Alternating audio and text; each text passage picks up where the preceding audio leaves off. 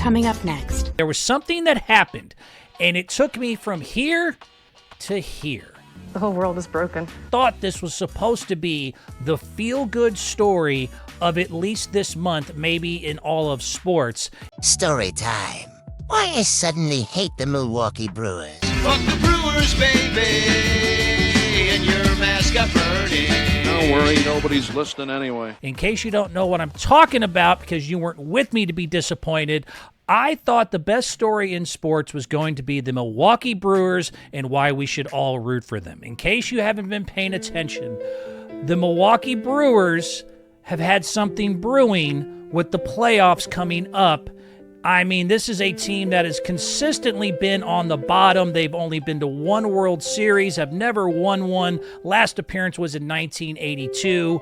They only have a third of the payroll of the big dogs like the Dodgers and the Yankees. And for the first time in a long time, they got something really brewing. They got a 91-59 record, the best in Major League Baseball. They're in first place. They have a plus 173 run differential. That is the best in MLB by a damn mile. They had franchise record 14-game win streak this year from August 1st to the 16th, an 11-game win streak earlier in the season. They had an 8-game win streak as well. They're only the 10th team since 1969 to achieve multiple 10-game win streaks in the same season. Stars like Kristen Yelich, the former MVP, Contreras, their all-star catcher, Peralta, ace pitcher, young guys like Churio, scrappy guys like Frelick. It's not supposed to happen in Milwaukee, but it might happen this year. Can the Milwaukee Brewers do it? And they're all being led by the story of Bob Uecker. And I thought this was going to be divine intervention from a revered legend based on something that they told me. Earlier this year, the legend Bob Uecker passed away.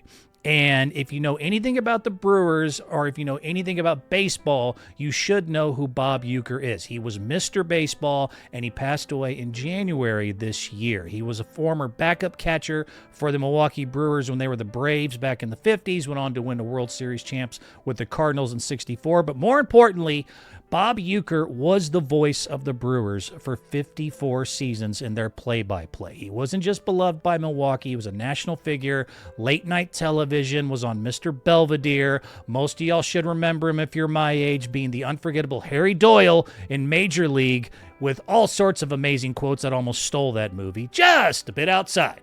Just a bit outside. He tried the corner and missed. Ball 4. Ball 8. Ball 4.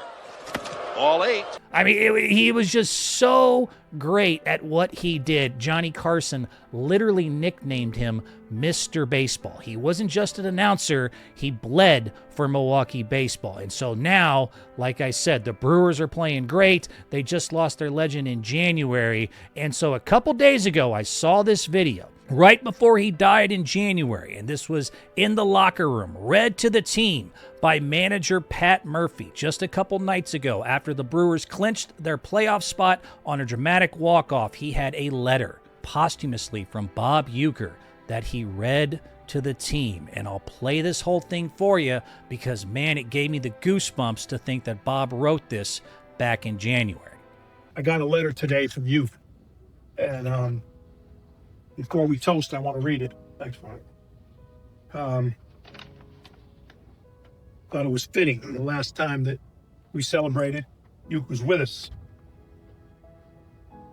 Howdy, boys. Never a doubt you would get this invitation. You did it by believing. Really miss you guys, and I wish I was there. Things are good. The God Almighty picked me to be on his team up here. Albeit I'm the third catcher. It's a great league. No day games after night games. No shadows. But you got all the sticky you need to have up here. Told the big guy about you guys. You play hard every night. You're not afraid to play for each other. He's obviously very interested in the group with this uncommon goodness. The fact that you have the best record in baseball, the best road record in baseball, has caught his attention. You don't really need me. I know you guys really don't need me, but I've got to tell you, I'll be on the headset every night watching. And don't forget to take it all in, enjoy it, keep it light, and believe in each other. Bob Uecker. So let's toast to him and to our team, what we've achieved so far. Hey, hey. Amazing stuff, right? Think about it. That in January, before like even spring training, he predicted they'd have the best record and the best road record. And in September, he's right. He's brought things to fruition. Sometimes things go beyond the game. It's spiritual. It's inspirational. It's supernatural. Go Brew Crew, right? No. Turns out the whole damn thing was a lie. Yeah, art is a lie. Nothing is real. Oh, you lied to me. You lied to me. I cannot explain how annoyed I am by the fact that they took me from here down to here with the fact that this was all a lie and nothing is real in this world, and I don't know why I didn't see this coming. It turns out that actually Mr. Murphy, the manager, wrote that letter and then said this was from Bob Uecker. I mean, just... It's a fake. Murphy wrote the letter. Like I said, nothing is real in the world. I will tell you one day about all your favorite sports movies that are based on a true story. Google it. They're not. Everyone lies. The world is a lie. And I don't know why, but this one really pissed me off. But they said that Murphy, the next day, because that video went viral, it was sensational. Because the headline didn't say Murphy made this up in spirit of Bob Uecker. The damn headline said the letter from Bob Uecker after he died to the Brewers, and it was supposed to be this great thing, but he admitted he wrote it on a radio show the next day in Milwaukee and said that he did it because it was supposed to be great tribute to Bob, was a direct quote. I thought it was an opportunity to honor him and remind the players and the people that are watching about the legend of Bob Uecker. And you know what? No, I just, I don't like liars. There's just something about it. Am I wrong here? There's just something about you making up that letter and saying it was from Bob Uecker. Maybe it wasn't your fault. Maybe it was the social media people's fault. But somebody got me. And I think that's part of it. I got so I was right there, man. I was with you. I was like, wow. Uecker from the grave, the legend, doing his thing. And it was a lie. Was a lie. You know, even if it was good intention. What's the Oscar Wilde quote? Something about the best intentions is where the worst work gets done or some stuff. I'm paraphrasing, obviously, and I'm not as eloquent as Mr. Wilde. But now I'm mad. Now I say screw the Brewers, and I am just so pissed off. I went from I was going to buy a Brewers shirt. That's where I was yesterday. I was trying to find a Brewers shirt here in Los Angeles so I could wear it in the studio and be like, man, we got to go for the Brew Crew. They got to be the next one to break their curse, like the Cubs did with the Billy Goat, like the Sox did with the Great Bambino. The Brewers are up next. They've never won a World Series since 1982. They got to win. They got to win. And then to find out that the whole thing was a lie. Just... the whole letter was a lie. You goddamn managers. I'm so sick. Baseball managers in general just piss me off in the first place.